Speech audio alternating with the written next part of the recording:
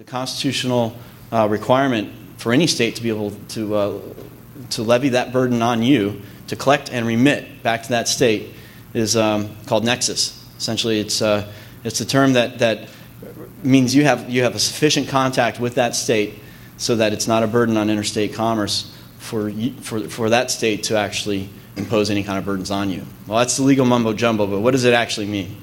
Well, your nexus has to be substantial.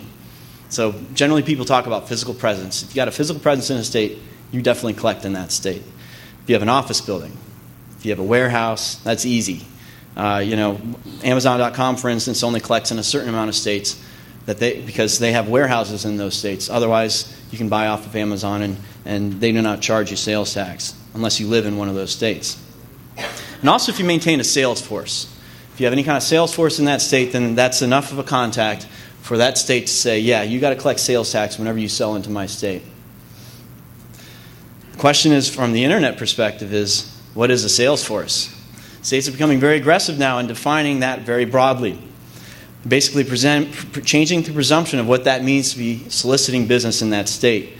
And what I have here in the second bullet is from New York, the state of New York.